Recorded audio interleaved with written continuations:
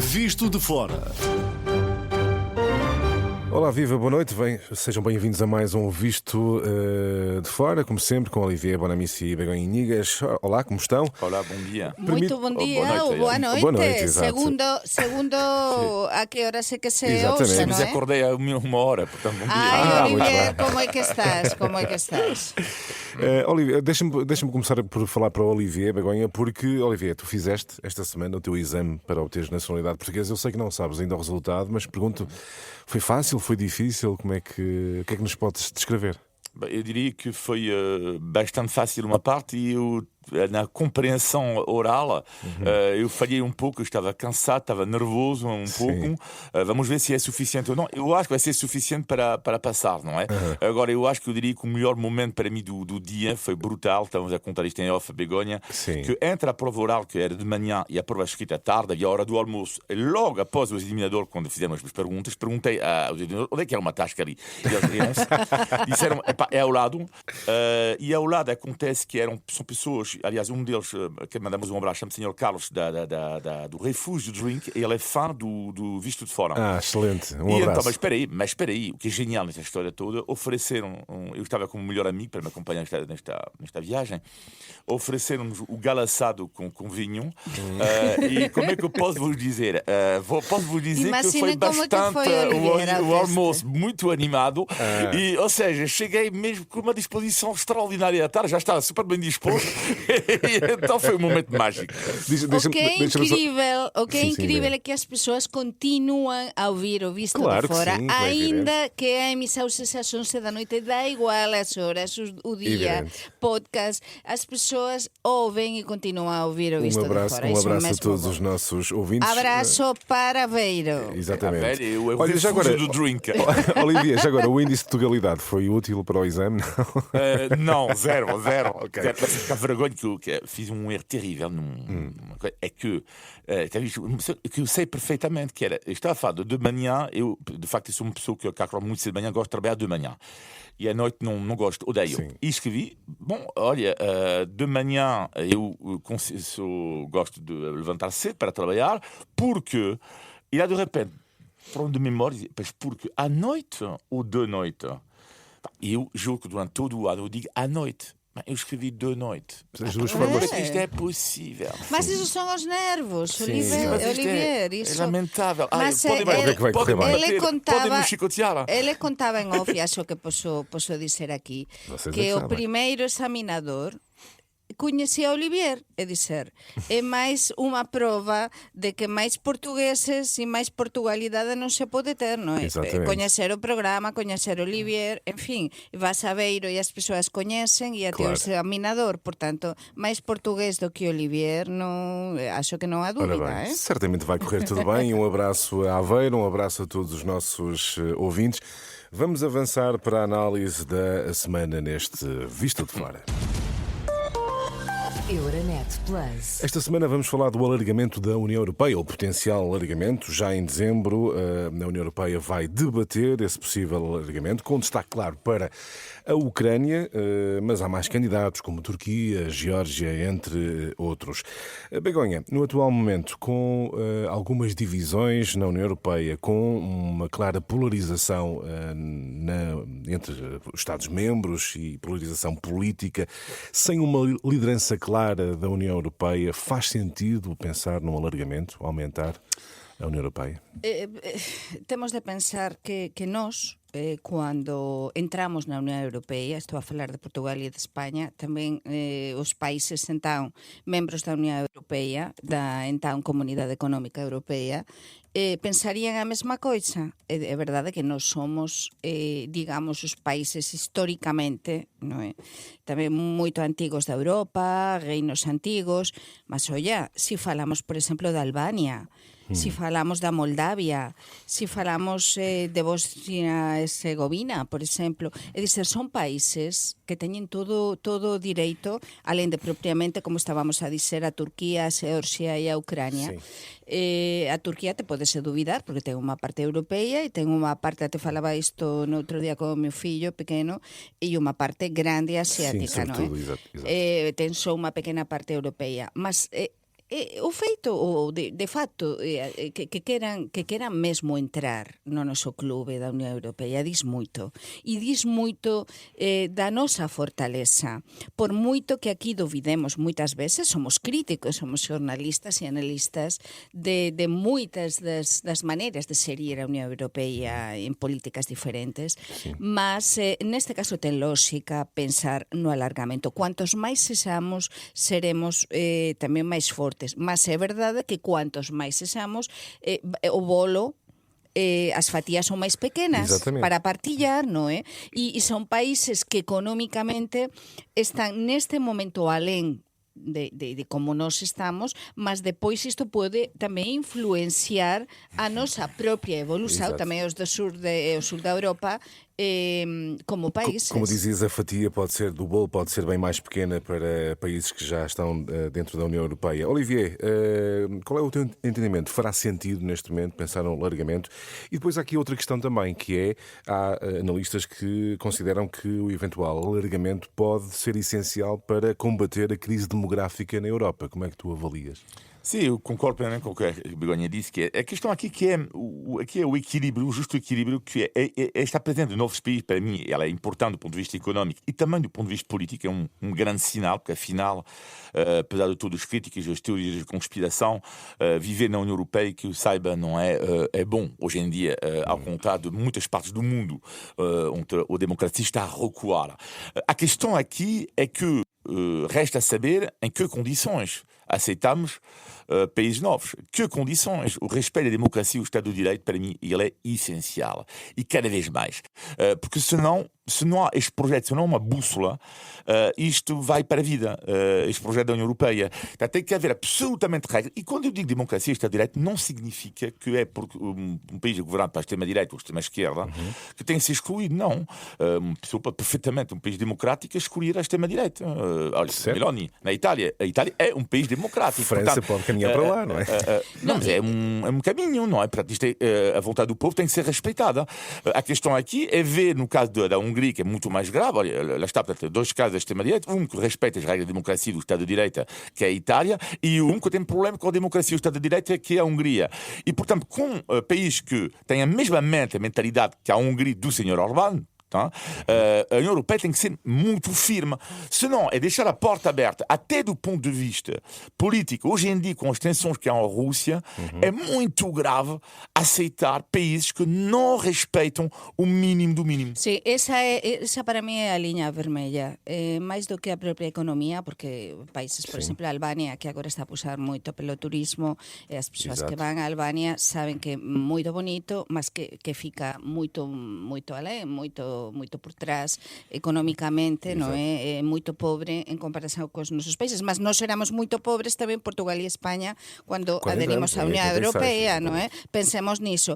Mas sí, a liña vermella é a democracia. Tentar evitar todo tipo de regímenes e de democracias, entre aspas, que non son totalmente democráticas, que están seria abrir a porta à destruição do próprio projeto europeu, não é? Porque exactamente. O projeto europeu assenta na democracia. E é verdade que temos o caso da Turquía e precisamente por iso a Turquía há anos e anos que está a tentar entrar na Unión Europea e non entra. E por que non entra a Turquía? A Turquía non entra porque sabemos precisamente que unha democracia así, entre aspas, con un envoltorio, un embrullo así, un bocadiño extraño, non é?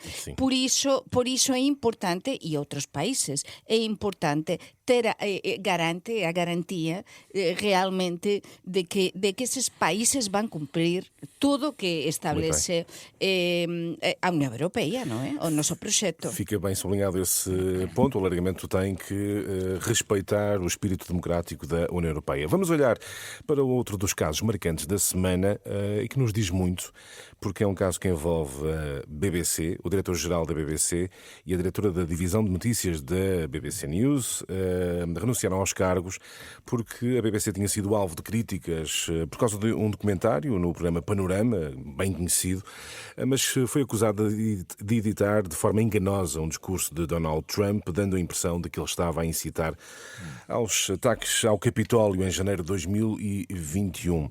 Olivier, corremos o risco neste momento de um jornalismo polarizado, ativista na Europa. Pode acontecer mais casos deste também em órgãos de comunicação social da União Europeia? Bem, não sei se é um risco que há. O que me revolta e que me entristece nisso tudo é que esta atitude vergonhosa por parte de algumas pessoas da BBC diz respeito ao rei das fake news. Portanto, é Donald Trump, ele é o rei das fake news. E não deixa de ser o cúmulo do cúmulo.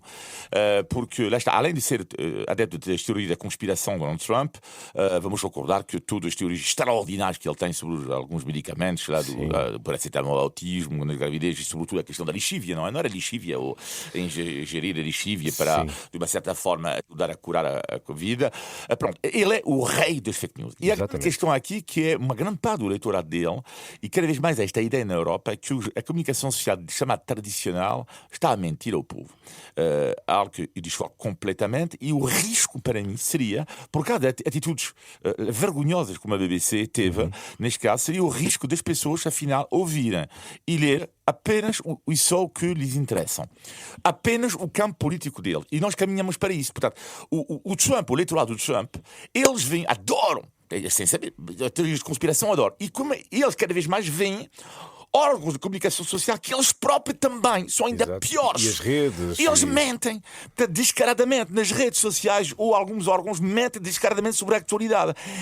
É isso que me revolta. Agora, qual é a solução? A solução é absolutamente, na comunicação social tradicional, lutar ao nosso nível contra a desinformação, e passa através do quê? Passa através dos explicadores, como a Renascença, passa através do polígrafo. Cada vez mais importante, e com a IA vai ser cada vez mais importante ser guardião da República. Meloni, eu posso ter uma opinião, Olivier, Le Pen pode ter uma opinião, mas eu sou jornalista. Exato. Se Le Pen é uma opinião, é uma coisa. Tem que ser fundamentado e com verdade, não é? Exatamente. Não, eu não posso dizer mal de alguém baseado na mentira. Não, isto é desinformação brutal. Portanto, eu não posso confundir a opinião de Olivier sobre a Meloni e o meu trabalho de jornalista. Não estou aqui para denigrir a Meloni na base de falsas informações. Begonha, como é que tu analisas este caso da BBC e os riscos que corre o jornalismo na Europa? Eu analiso que é verdade que acontecerán estas demissões, mas a BBC continúa a informar e a ser garante da liberdade. O prestixio que ten a BBC é brutal. E non temos máis do que ver nas últimas horas as propias informações da BBC a indicar os correios que culpabilizan o Donald Trump con non é? Que ele esteve, o Donald Trump, umas horas con unha das meninas, entre aspas, de Weinstein, menor de idade, non é? E a utilizar a esa menina, probablemente sexualmente. Por tanto, a BBC non se cala. E é o que debe acontecer. Certo. Debe acontecer porque nós somos jornalistas o quarto poder. Non nos podemos esquecer disso. Certo, não existe democracia sem a BBC, o jornalismo. neste caso, editou as declarações do Trump de uma forma duvidosa, enganosa. Isto aqui pode ser, como dizia o Olivier, muito prejudicial para a forma como alguns olham para a comunicação social tradicional. Mas podemos-nos enganar e dizer, qualquer pessoa no seu trabalho... Mas não engana, é manipulação. Pronto, pode ser até cometer uma falha, mas o prestígio da BBC, eu acho que nisto enganaram-se, ok. Mas depois é dizer, agora esta informação que está a sair, esta informação é muito provável que sexa que teñan tudo totalmente contrastado depois do que aconteceu. É dizer, nós estamos aqui, nós nos enganamos, pode existir manipulação. Sim, as demissões são a prova, ou seja, a assunção de que de facto a BBC aqui errou, eventualmente noutros órgãos de comunicação social poderia não acontecer. Dimitiram-se, mas a BBC é muito grande. há moitos xornalistas, há un Consello de Ética e a BBC continúa neste caso, aínda que o Trump demande a BBC, vai continuar a informar. E cando teña de informar e de dizer algo que aconteceu, vai continuar a informar. É verdade que no Reino Unido há moita diferenza entre o xornalismo tamén no Reino Unido, há mídias moito prestixiados, moito prestixiosos, ok? Mas tamén é o reino, entre aspas, dos tabloides. E do sensacionalismo, não é? E do sensacionalismo. Tem razão num ponto, na minha opinião, sobre a questão da BBC, que é a questão que, apesar de tudo, houve demissão. O que prova que há uma democracia ali. Eu gostaria de saber o que se aplica ao Donald Trump, agora dá lições de moral, mas ele, que é o rei das fake news, eu gostaria que o que aconteceu de forma vergonhosa, na minha opinião, para a BBC, se aplicasse também a todos a comunicação social que trabalha na base de fake news. Porque uma coisa é jornalismo e outra coisa são pseudo-jornalistas. Quando um mídia é prestigioso, quando acontece um erro, uma falha, e se demonstrar isto, acontece o que aconteceu na BBC, é dizer, há demissões. Há função de responsabilidade.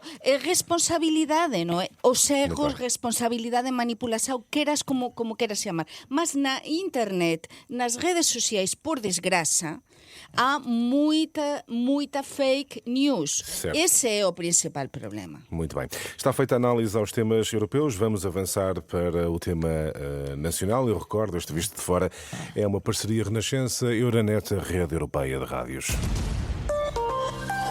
Euronet Plus. Milano. Zagreb. Bruxelas. Sofia. Riga. Euronet Plus, a rede europeia de rádios para compreender melhor a Europa. Já aqui falamos neste programa do teu teste de português, Olivier, e é sobre a língua portuguesa sobre a qual eu quero falar neste programa. Quero perguntar-vos como é que foi a vossa adaptação à língua portuguesa. Acredito que para a Begonha tenha sido mais fácil. Começo por isso por ti, Olivier. Foi fácil aprender português? Conta-nos como é que foi a tua adaptação. Estás cá em Portugal, recorda-me, há 30 anos. Há 30 anos, exatamente. Eu diria, a resposta é sim e não. Sim, porque eu sei falar francês e italiano, e italiano é uma língua latina e o francês igual. Portanto, o facto de saber duas línguas latinas é óbvio, ajuda-me imenso a ler em espanhol ou ler em português. É óbvio, porque são da mesma família. Não, da mesma família. Exato. Portanto, apesar da em França haver um pouco mais influência, há influência germânica na língua, mas é uma língua latina também. Exato. Isto ajuda-me, não é? Agora, qual é a dificuldade? É muita dificuldade no início, porque lá está, das 4 línguas, Espanha, francesa, Itália e portuguesa, é a língua menos latina, de certa forma, que ela tem ela tem influência também, aliás, germânica. O que faz com que, enquanto há muito semelhante à língua portuguesa e espanhola e até com a língua italiana, há um pouco menos, também há, mas com a língua francesa. E isto dificultou-me bastante. E depois há os sons ultra estranhos para mim no início, que é um ão, dos sons da China, não é? Chineses, os sons do ão. Depois há o lieu do coelho é terrível, porque não é o li, não é li, mas é li. A língua fica presa, não sabemos aonde. E depois, finalmente, é o som mais mágico que já falei aqui, o meu som preferido da língua portuguesa, que é o nhá, que é campanhá, manhã, lourinhã. São estes sons super estranhos. Língua diferente é sempre uma magia de uma certa forma. O que é que tem de diferente a língua portuguesa, Begonha? Primeiro perguntavas pela adaptação. Vamos ver, eu cheguei cá, não há tanto tempo que moro cá como Olivier, mas há bastante, desde 2003, e eu quando cheguei, é verdade que xa coñecía bastante ben o galego, de feito tiña traballado en varios media galegos, en galego, mas que pasa? Que acontece? Que eu cheguei cá con moita confianza, eu cheguei cá a dizer, como tiña vindo tantas veces de viaxen a Portugal e coñecía tamén, eu acho que bastante ben Portugal de norte a sur, pois eu dixo, isto vai ser simples, realmente que foi máis difícil do que eu pensaba, porque cando iniciei a miña formación en portugués, nos diferentes cursos de iniciação, aperfeiçoamento e demais en Lisboa, eu percebi que había bastantes máis diferenzas entre o portugués e o galego do que eu pensaba. Exato. A comenzar, eu xa sabía algo da fonética, ok? A fonética galega fica a metade do camiño entre o español e o portugués, Exato. mas há moitos máis fonemas aquí en portugués, moito máis máis difícil a pronuncia, porque cando tens a pronuncia do norte e a pronuncia galega, É e por máis exemplo parecido. marcas o X moito, Sim. porque na Galiza o X marcase Os muitísimo. xogos, exato. Sí, tudo iso. Sim. E tamén non se fexan tanto as palavras Aham, no final. vogais máis abertas, E então ábrese tudo moito máis. Mas non foi difícil. De feito, un ano depois, eu, por consello da miña profesora Sau, pronto fiz o teste de portugués C1 na Universidade de Lisboa e pasei o teste com boa nota Muito bem. e sem nenhum problema. E digam ok? uma coisa, os dois, quando vocês tiveram alguma dificuldade em compreender, em falar português, tiveram boa ajuda? Os portugueses perceberam a vossa dificuldade, tentaram ajudar, Olivier? Eu diria, sim, de forma geral foi brutal, porque há sempre o respeito, e é normal, eu diria, que para alguém que é estrangeiro e que quer aprender a língua do país, não é? Portanto, eu sempre fui bem tratado, bem ajudado. Eu diria que a única questão, dificuldade nos últimos 15, 20 anos é que as pessoas já não me corrigem. E, aliás, neste teste foi complicado. Exemplo, pode ser estúpido, mas, por exemplo, no outro dia havia uma pergunta, um teste que era: a casa está ao lado da escola ou fica ao lado da escola? E eu sempre disse está. E ninguém me corrigiu. Porquê? Porque toda a gente entende, claro, a casa está ao lado da escola, qualquer português entende, mas está errado. Está errado, tu não diz a casa está ao lado da escola, a casa ela fica ao lado da escola. Sim. Nunca está ao lado da escola a casa. Mas a mim, ninguém me corrigiu porque toda a gente entendia-me. Inicialmente havia muitas pessoas, não é, falavam em espanhol, a tentar falar espanhol. Não, a tentar falar espanhol ainda que não soubessem nada, a tentar fazer três coisas em espanhol. E eu desde o princípio utilicei uma dica, utilicei um conselho que me deu a minha professora. E é, olha, tu diz que estás a aprender português e que queres praticar, não permitas que te falem em espanhol. Tens de ser educada, de ser obrigado, ok? Mas tentas sempre falar em português, porque os portugueses sempre tentam falar noutras línguas, ok? Mas neste caso eu não me senti como estrangeira, porque pensei uma coisa, que quando dizes que és galega em Portugal, as pessoas já dizem, ai, a Galiza. É a mesma coisa, é igual. E então já tens ganho o seu, digamos, ok? Ainda que é verdade que vamos ser críticos aqui com os nossos sotaques, mas por isso este programa tem sucesso, porque não é só a espanhola que tem sotaque espanhol, Olivier ainda tem muito sotaque francês. Mas isso é que é o picante. E essa é a nossa... Esse é que é o encanto do programa. Exatamente, porque, por exemplo, os meus filhos, quando ouvem a Olivier, dizem, oi, fala muito bem português. Claro mas, que olha, fala. tem um sotaque francês. E eu, olha, isso é o bom, como ele pensa de mim quando eu falo português, não é? É assim, não é? Mas esse assim. é o encanto deste programa, que passa também pelo índice de Tugalidade. É para aí que avançamos. Não, já não quero fazer teste, não, acabou. De Tugalidade. Olivier, mas estiveste em Aveiro e eu hoje trago aqui uma expressão, o regionalismo de Aveiro. Vocês imaginam o que é que quer dizer esgalfo? És quê? Esgalfo. Esgalfo? Esgalfo. Tu és esgalfo. Tu és... Eu posso dizer que, por exemplo, eu não sou esgalfo. E eu sou? Não necessariamente. E eu? Também não. Também não, Esgalfo é alguém de... Sei lá... Olha, eu não ouvi esta Epá, expressão estás esgalfo. Estás esgalfo e estás tonto? Não. Tipo pessoas cansadas, não? Não. Sim, Tem a ver com o aspecto físico. Descuidado. Não, nem tanto, não é isso. Esgalfo alto? Não. Não estás. Se estás, é que Por estás... exemplo, uma pessoa esgalfa não é propriamente uma pessoa que gosta de comer muito, por exemplo. Não. Estás esgalfo e que estás muito esmirriado, que emagreciste muito, Pronto, não é? Exatamente, estás muito magro. Esgalfo em Aveiro é um regionalismo para dizer estás muito magro. Portanto, estás esgalfo. Não, no nosso caso eu emagreci bastante, mas não, estou esgalfa. Sim, o esgalfo é uma pessoa que está mesmo muito magra. E Olivier também. Fica aqui aqui mais este regionalismo. Agora um abraço Olha, mais que um para Aveiro. bom! Não conhecia, mas gosto desta expressão. Esgalfo. Esgalfo. Sim, mas não consegues dizer. Mas estas Esgalfo. Eu sou esgalfo. Mas é quando alguém, é dizer, quando alguém, por exemplo, demoras muito tempo em ver a uma pessoa, não é? E ves alguém assim com a cara muito, o que nós diríamos em espanhol, muito chupada, não? Muito assim, Exato. que notas assim que está com um ar assim, que não é um ar bom. Exatamente, é uma pessoa muito magra, esgalfo em Aveiro. Não é o nosso caso. Não é o nosso caso, não é o meu caso também, portanto fica com toda esta expressão de Aveiro e mais um abraço para essa região. Vamos ao negativo e positivo. Negativo da semana, Begonha.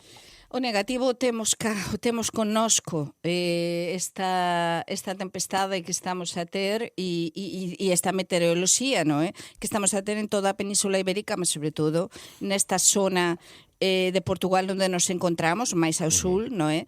Porque noite pasada foi terrível, tivemos a noticia de 2 mortos e é provável que máis alguén teña perdido a vida ou teña sufrido moitas consecuencias do mau tempo e, sobre todo, o que acontece, falábamos semana pasada así con humor, mas é verdade, como agora estamos con esta depresión, realmente estamos a ver o que significa iso na vida da cidade, non é? Há moitas persoas, até un dos profesores e do ginásio, dos PTs, explicábame non há moito que quando chega o mal tempo, há moitas persoas que marcaram, por exemplo, aulas e que não aparecem. É dizer, que o mau tempo influencia muitíssimo o dia a dia das pessoas. Os portugueses ficam deprimidos com a muitíssimo, chuva. mas Confesso uma vez mais, até eu não gosto mesmo nada de chuva. Mas pronto, eu continuo com a minha vida totalmente normal. O único que é verdade é que é muito caótico. Hoxe o tránsito está totalmente caótico. Exato, é um grande na problema. cidade de Lisboa, imagino que em todo Portugal. Contribui para essa depressão quando chove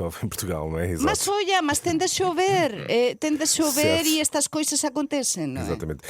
Olivier, o teu negativo da O semana. meu negativo da semana é a degradação de plataformas de transporte privado, portanto, neste caso a Uber e a Bolt em Portugal, que é cada vez pior serviço, lamentável. Eu diria que eu no início lembro muito bem ter acompanhado isto com muita gente e era mágico, tipo, ou seja, era tão prático e continua a ser prático. O problema é que hoje em dia, muitos deles não falam português. Quando falam português, e foi o meu caso recentemente no aeroporto de Lisboa, uma vergonha, há uma espécie de crono e se tu não apanhas, ele vai te fazer pagar uma taxa. É inacreditável. Uma taxa, não sei o que mais, e portanto é uma confusão no aeroporto. Portanto, para apanhar o Uber, para conseguir ver o Uber, parece a caça ao tesouro, para encontrar o Uber. Depois é uma atrás dos outros. Ou seja, o que é que se passa? É terrível, é inacreditável e depois há as reclamações, porque lá está, no mundo de globalização ou de uberização e com o IA, para reclamar hoje em dia precisa enviar o computador a uma pergunta, não sei o que mais. Isto é uma loucura, é uma loucura. Ou seja, eu defendo o mundo, temos que regressar absolutamente a um mundo mais simples, absolutamente mais simples, que resulte. Eu quero ir do ponto A ao ponto B, faz favor, boa tarde, fala português comigo, ou seja tranquilo na boa, e não me apliques uma taxa de 5 euros se eu não vi o teu táxi chegar, o teu Uber chegar. Nota a tua irritação. Mas aqui eu que apanho muitos Bolt, muitos Uber, tenho de distinguir e tenho de ser aqui totalmente sincera entre os motoristas da Uber e da Bolt que são portugueses ou que não são portugueses, são brasileiros e até de outros países, mas que falam português e que coñecen a cidade, porque o principal problema dos motoristas destas plataformas é, como dice Olivier, o que non falan portugués, ou que nin sequer falan ben inglés, porque ás veces nin perceben determinadas expresións, e que, sobre todo, non coñecen a cidade. Iso é dramático. Iso é dramático, mas non se pode generalizar. Claro. Há profesionais excelentes, mas é verdade que degradouse eu como usuaria, digo que degradouse moito o servizo, mas continua a haver profissionais e algúns deles... Mas o serviço degradou-se. O generalizam Mas com tem a a ver degradação do com o serviço. próprio sistema que teñen tamén de traballo Certo. e ten a ver porque se está a admitir a cualquier persoa. A preseleção é a base, precisamente. Deixa-me só perguntar aqui ao Olivier, já que fez este negativo, se sentes que isto é algo muito comum em Portugal, que os serviços começam muito bem e depois... Não, mas é uma degradação dos serviços. É só em Portugal ou também lá fora? Não, acho que é lá em todo fora é igual, lado. é tudo. Em todo lado Não é só em Muito Portugal, bem. não. Está feito o negativo, vamos ao positivo da semana, Begonha. Pois o positivo chamase Web Summit. Há 4 anos, há 4 anos que eu non ia ao Web Summit. Desde o começo eu acompañei, fiz inúmeras reportaxes cando comenzou o Web Summit, na época de PEDI, nos inicios. Mas eu tiña ficado así un bocado pronto, con o Web Summit, isto do Web Summit, que acontece? Mas voltei e estive ontem. E vi unha mudanza importante. Vi un exame maior, máis institucional, atenção, moitos países que antes non estaban presentes, países que fican moito longe, por exemplo, do Golfo Pérsico, países asiáticos, da América, de África, non só das PALOP, e tamén, por exemplo, a Argentina, que fiquei moito sorprendida. Mas por qué? Porque moitos destes países veñen con empresarios, con inversores, non só startups, porque isto comenzou como a feira das startups, Certo. do empreendedorismo a nível mundial, non é? Desde Lisboa, a partir de Lisboa. Mas agora é empreendedorismo, mas non só das startups, sino cualquier empresa innovadora. É dizer, há unha mudanza, há moito investimento estatal, isto non sei se é bom ou non é bom, e depois aquí, como sempre falamos de algo de comer, non vai ser o Olivier o único que vai falar de comer e das tascas. Neste caso, gostei moito do catering deste ano, da Web Summit, de grande cualidade. Antes era moito pior e agora realmente ten cualidade e é un exponente tamén, unha xanela para o mundo, porque as persoas eran de fora, a grande maioría dos que estábamos no catering, que estábamos a almorzar, éramos de fora, falábase en inglés maioritariamente, ok? Mas a cualidade da comida moito boa e bastante portuguesa. Muito bem, vamos ao teu positivo, Olivier. Um positivo, como é evidente, é a minha peregrinação em Aveiro, uma viagem emocional, mágica, que eu nunca me vou esquecer. Foram 24 horas com o melhor amigo, andar à esquerda direita, foi algo de mágico. E depois já cheguei a uma conclusão, depois desta viagem toda. E se afinal, lá no fundo, eu não queria chumbar? Vão me dizer, mas porquê que tu querias chumbar? Sim, eu já pensei assim, não seria mais bonito da história do mundo, de um homem ou de uma pessoa, talvez no mundo, não sei se sou o único, mas que mais na vida quer ser português, não conseguir ser português. E digo mais, se eu chumbar, eu terei assim a garantia de voltar aí numa outra cidade, numa outra bela peregrinação, porque afinal Portugal não é um papel, é o coração. E, portanto, se eu chumbar, para mim, nada vai mudar em nada. Não. Será mais uma viagem daqui a um ano. Não há mais Mas nada a dizer. está a ver como está Olivier. Olivier está super, está ou é. Aqui é a diferença, bom português. Está ou é muito sentimental. Exatamente. É? Fica este registro deste lado sentimental do Olivier no final deste Visto de Fora. Nós regressamos na próxima semana. Um abraço, até abraço, tchau, obrigado. Visto de Fora.